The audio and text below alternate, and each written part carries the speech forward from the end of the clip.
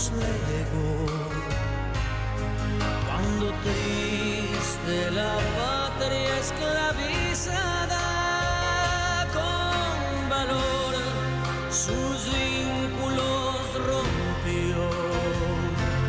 Aquí está la bandera esplendorosa que al mundo con sus triunfos admiró. Cuando altiva en la lucha y victoriosa la cima de los Andes escaló.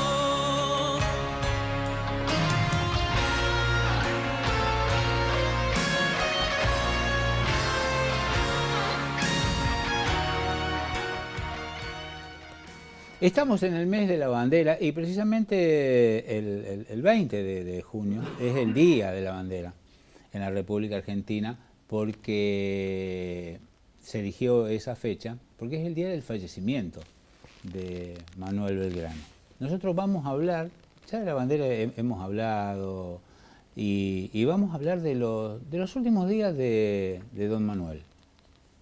¿Cómo fueron el último tiempo? Es cierto que estuvo en la pobreza más pobre que uno se puede imaginar para alguien que venía de familia poderosa, para alguien que era conocido, reconocido, que lo que decía tenía su valor, que formó parte de la historia del nacimiento de nuestra nación. Bueno, para este tema ya saben que lo invitamos al profesor Carlos Pistelli. Carlos, gracias por venir y vamos con los últimos días de don Manuel. Belgrano, ¿cómo va?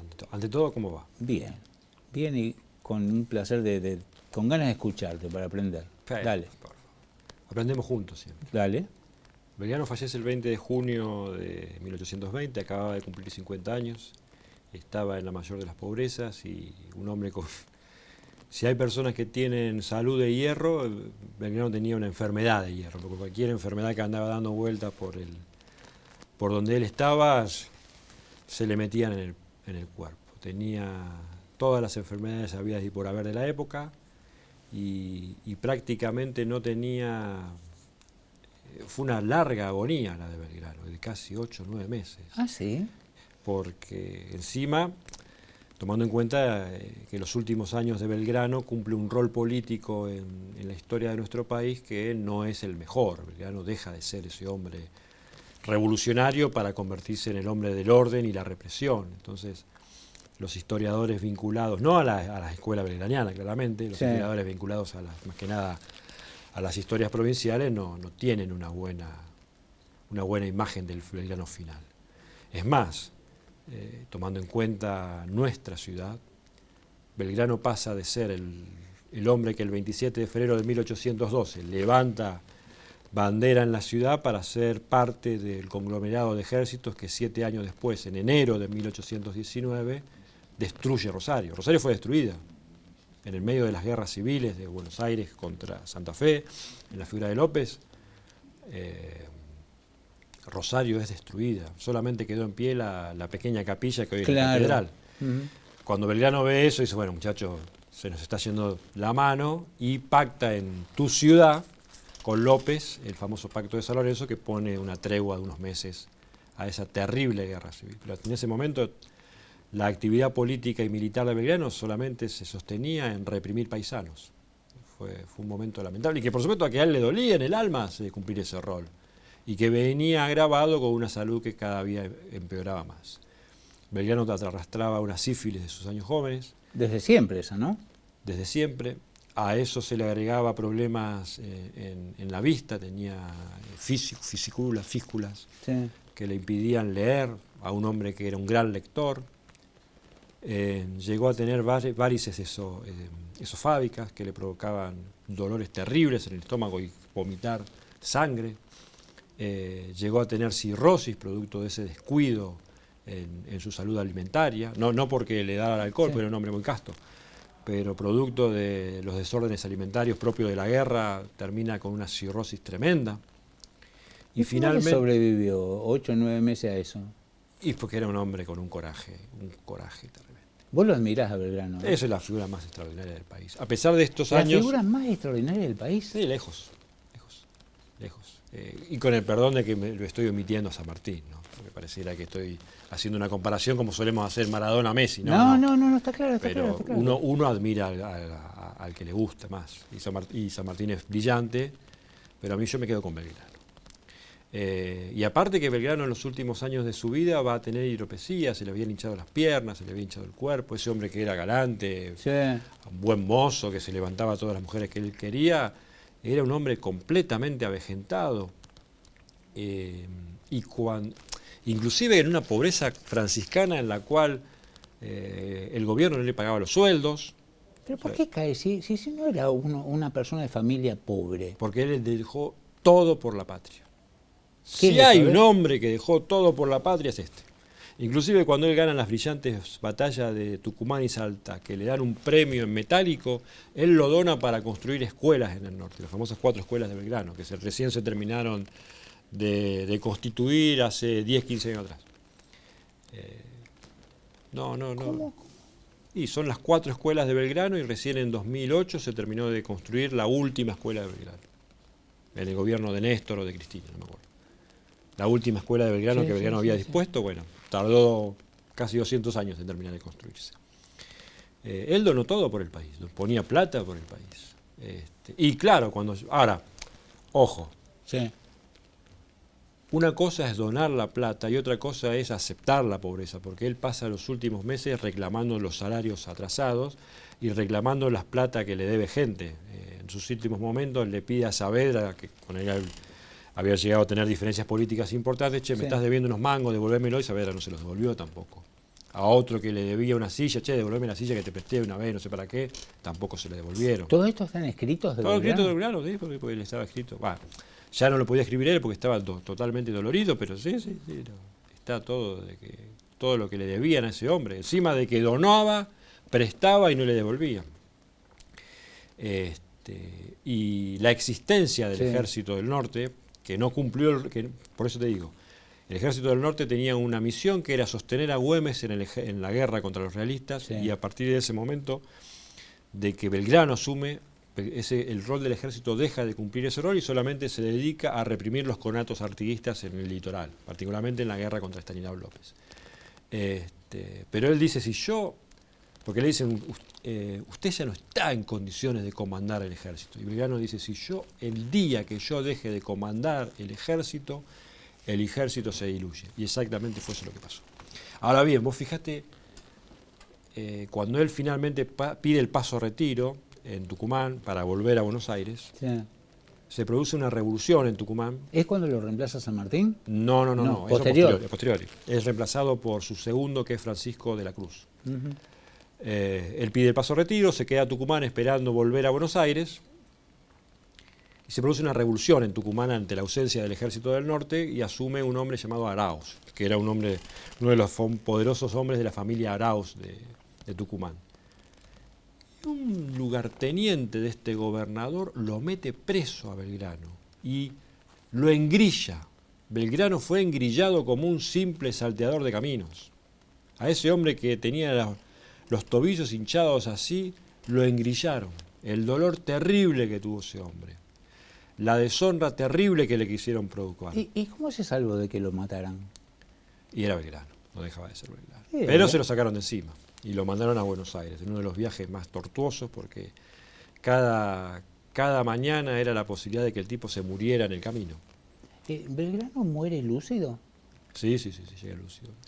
Muere lúcido. ¿Sabes por qué te pregunto esto? Porque a mí me quedó la secundaria que sus últimas palabras fueron "ay", sin H, patria mía. Claro, sí, porque ya estaba liquidado, pero los últimos meses que él pasa en Buenos Aires, primero reclamando que le paguen, primero que le devuelvan lo que le debían, pero en el medio de ese caos que era la ciudad de Buenos Aires, con el medio de las guerras civiles, de lo que se denominó la anarquía del año 20, Belgrano está completamente desapercibido. O sea, estamos hablando de lo que te digo yo, el hombre más importante de la historia argentina, y era un hombre absolutamente ignorado, de cuya existencia estuviera en la ciudad de Buenos Aires. ¿Vos te imaginás un Messi ignorado en la ciudad de Rosario? ¿Un Maradona ignorado en la ciudad de Buenos Aires y anda comiendo café, o si la gente sabe que Maradona está en Buenos Aires, o sabe que Messi está en Rosario.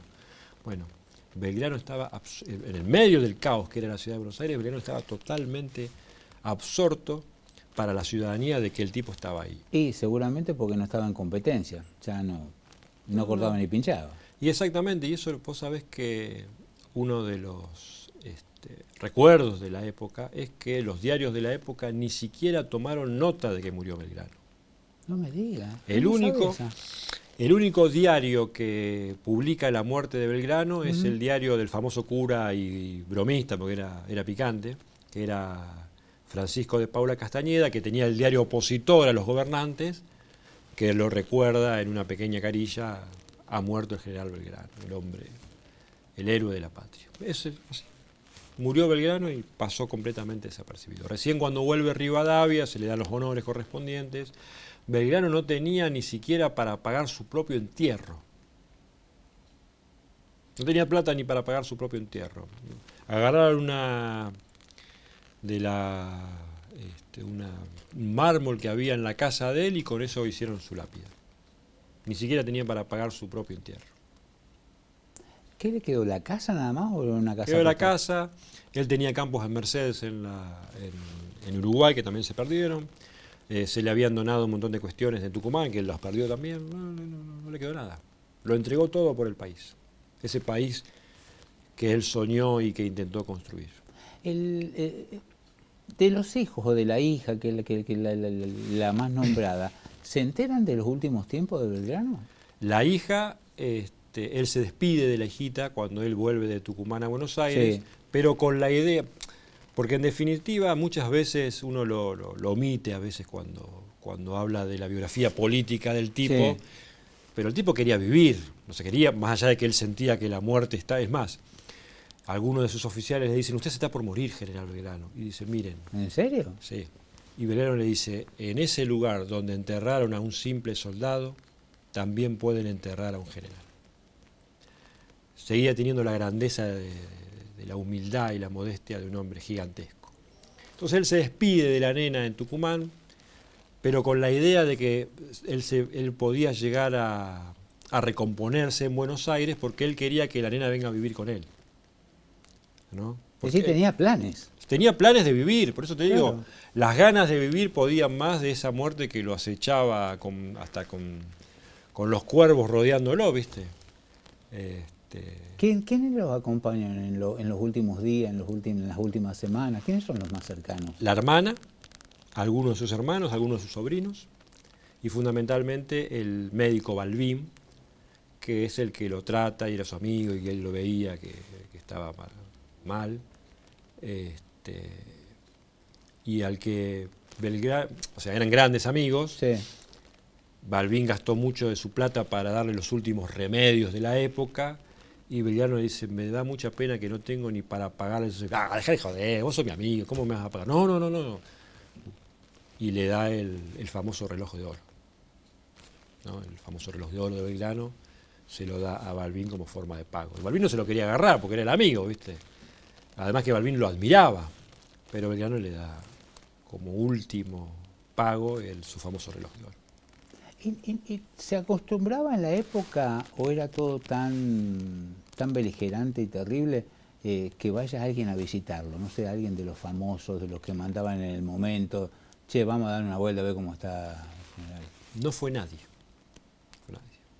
Ayer hablábamos de López. López tuvo un gran sepelio, o sea, participó toda la ciudadanía. O sea, fue un sepelio popular. Pero muere gobernador. Porque era gobernador. Pero acá muere como un don nadie. Claro, muere como un don nadie. Estamos hablando de Belgrano.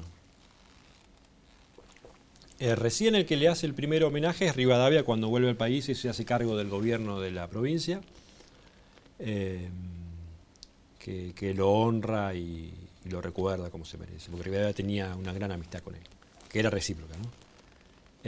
Pero en el momento de la muerte, Buenos Aires estaba totalmente dedicada a la guerra con López, y la mayoría de los oficiales que habían servido a Belgrano participaban de la guerra civil. Arauz de la Madrid, que era uno de sus oficiales favoritos; Dorrego, al que Belgrano quería casi como un hijo, pero le hizo la vida imposible; Bustos, Paz, López, que había sido su soldado, Soler, que había sido su soldado. ¿Paz el cordobés? Paz el cordobés. La mayoría habían sido oficiales de él. Y él pasó ahí, pasó en uno completo olvido. General Mitre, en la primera biografía que se escribe sobre él, dice: Belgrano muere el día de los 3 gobernadores. O sea, imagínate el lío que tenía Buenos Aires, que el día que muere Belgrano había 3 gobernadores al mismo tiempo. ¿Quiénes eran? El Cabildo, Soler y un López que había hecho elegir a Carlos Alvear. O sea, cada uno elegía su propio gobernador. San Martín se entera de la muerte de Belgrano, obviamente pasado el tiempo, ¿no? No, muy pasado el tiempo, porque San Martín en ese momento estaba iniciando la organización del ejército que iba a marchar al Perú, en Chile. O sea que, Claro. Pero, otra más, el chileno que era el representante de O'Higgins en lo que quedaba de ese desgobierno que era Buenos Aires, le escribe a O'Higgins: yo no menciono que soy conocido de San Martín porque me insultan y me quieren matar. San Martín es mala palabra en Buenos Aires. En la misma época donde muere Belgrano. O sea que los 2 próceres más importantes de nuestro país, cuando muere Belgrano, uno absolutamente desapercibido que estaba viviendo ahí y el otro era mala palabra.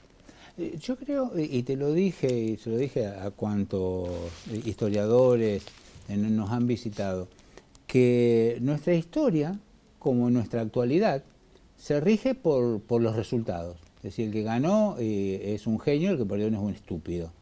Creo que las mismas mediciones van para San Martín y para Belgrano. Como San Martín es el ganador y encima lo reemplazó Belgrano, Belgrano es el perdedor.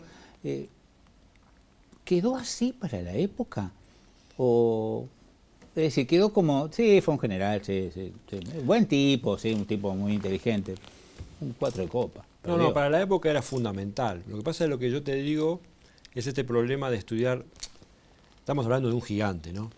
Y cuando uno estudia a un gigante, que admira mucho, tiene la reserva ética de hablar de los errores que uno a la distancia, tranquilo, sentadito acá frente a una computadora y una biblioteca, de criticarlo.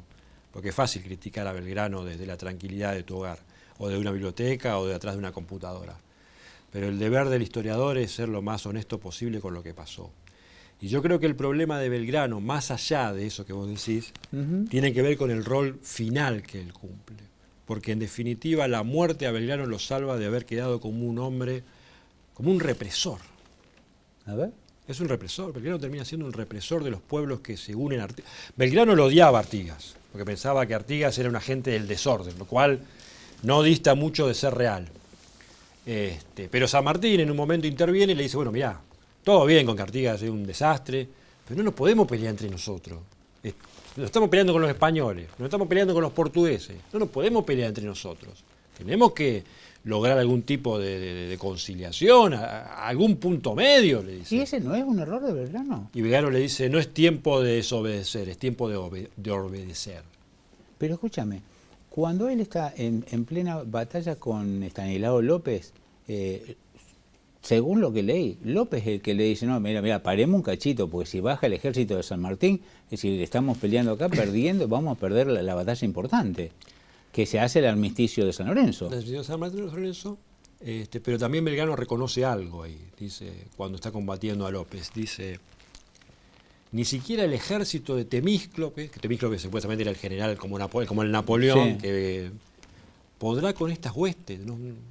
Es increíble que un ejército de 300 indios y 200 cristianos nos venza de la manera que nos está venciendo. Por López. Por López. Era imposible agarrarlo a López, ¿viste? Porque era un montaraz en ese sentido, un conocedor del campo de la provincia, sí, entonces era imposible ganarle. Entonces Belgrano pacta con López. Pero la idea de Belgrano de pactar con López, porque él lo conocía de la época de la campaña, era separarlo de Artigas. Y López en ese sentido no descartaba esa idea. No porque estuviera en contra de Artigas, sino porque los santafesinos mismos le decían: maestro, hace 5 años que nos estamos matando, no tenemos vaca, no tenemos comida, todos los días una guerra, vienen los indios, vienen los españoles, vienen los porteños, vienen los cordobeses, todos los días hay una guerra nueva, queremos paz. Entonces López pacta con Belgrano. Pero Artigas al poco tiempo le dice: esa paz va a ser su ruina. Y después vuelve la guerra. Escúchame, una consultita nomás, porque nosotros llegamos y ahí es imagen de nuestra presentación a lo largo de estos últimos 2 años. ¿Belgrano y López en persona van a San Lorenzo o mandan representantes? No, mandan representantes, porque Belgrano no podía andar, yo te digo, no podía andar. Esa última campaña militar que hace para Belgrano fue tortuosa, porque él veía, porque más allá de que el hombre creía que en el país hacía falta orden, porque la guerra civil no conducía a nada, y había tomado partido, por cierto, a diferencia de San Martín que dice, mi sable no se desenvainará para la lucha de los hermanos, Belgrano sí tomó partido. Pero cuando llega no tenía cómo andar, y encima para un hombre de su dignidad, ver cómo se mataban entre hermanos, que hasta hace 2 años atrás peleaban juntos contra los españoles, era doloroso, era muy doloroso. Pero él sentía que si no se cumplía ese rol, la anarquía iba a imperar en el país. Y no tuvo tampoco no estaba tan equivocado. Pero lo que te digo yo, para la época, él tomó la decisión de cumplir un rol en la guerra civil, y eso, viste, siempre genera resquemores. Es más, viste que uno no le pide a un deportista que tome posiciones políticas. ¿Por qué? Y porque vos sos un deportista, dedicate a jugar a la pelota, no opines. Ahora, ¿qué tema te metiste? Cuando empiezan a opinar, ¿pero qué opina que el único que sabe jugar a la pelota? Bueno, con Belgrano pasó exactamente lo mismo. Es como que vos estás... Bueno, ahora pasa con Mbappé. Con Mbappé, ¿viste? Opinó una vez, Mbappé, que se cree que... ¿Quién no puede opinar? Bueno, pero pasa. En el caso de Belgrano es un tipo que es el héroe de la patria, metido en los menesteres de la guerra civil, peleándose con ese Estanislao López, ese caudillo pedorro. Belgrano pensaba que tenía que cumplir ese rol. Y eso le costó, en esos tiempos, cierto reconocimiento, especialmente de las personas que combatían junto a él. Y eso que sus oficiales daban la vida por Belgrano, porque lo admiraban. Era un hombre admirable. ¿Sí? Era admirable, los hombres lo admiraban, lo querían mucho, porque se hacía querer, porque era un hombre que creía en el rigor de la disciplina, pero era el típico padre de los soldados, ¿no? Entonces, viste que ahora en el billete nuevo está él con María del Valle, Sí. bueno, que era la madre de la patria y a él lo consideraban el padre de la patria. Los soldados lo amaban a Belgrano, más allá de que, te digo, era riguroso con el orden militar. Así como pasó con... nos quedan 2 minutos, Carlos. Siempre pasa lo mismo. Siempre pasa lo mismo. Lo cual es bueno. Si no hay 8 todavía 2 minutos. Escúchame, así como San Martín pudo haber muerto en San Lorenzo, la historia sería otra. Quizá mejor, no lo sabemos, pero otra. ¿Esta que conocemos? No. ¿Belgrano tuvo alguna de esas en combate, en batalla? Che, mira, en esta se salvó porque pegó en el palo, el balazo. Y en la batalla de Tucumán. La batalla de Tucumán fue una batalla absolutamente desordenada. Belgrano esperaba a los españoles por acá, los españoles giran, Belgrano gira para enfrentarlos, y en el fragor del combate fue una anarquía, donde era todo contra todo. Encima hubo una especie de langostas que se metieron en el campo y los soldados no veían nada. Y en un momento dado... ¿Una manga de langosta hubo? Un desastre. Unos pajonales quemados, no se veía nada. Y en un momento dado Belgrano dice, perdí. Y estaba rodeado por apenas sus oficiales y todo el ejército español que dice, bueno. Y en un momento dado el ejército español no avanza. Y Belgrano dice, ¿qué les pasa a esto que no avanzan? Porque estaba a punto de ser, o por lo menos tomado prisionero. Sí. Es que Dorrego, ese hombre que después va a tener tantos problemas como él, había salvado el ejército y tenía rodeado a los españoles porque les había robado los cañones. Fue una batalla tan desordenada, anárquica, que se ganó, por cierto, y Belgrano estuvo a punto de, por lo menos, ser tomado prisionero en esa batalla. Gracias, Carlos. Muchísimas gracias. Por favor. Ay.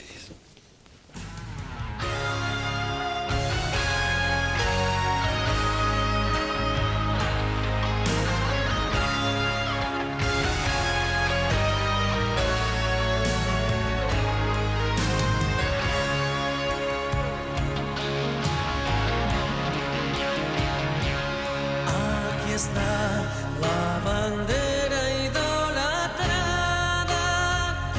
la enseña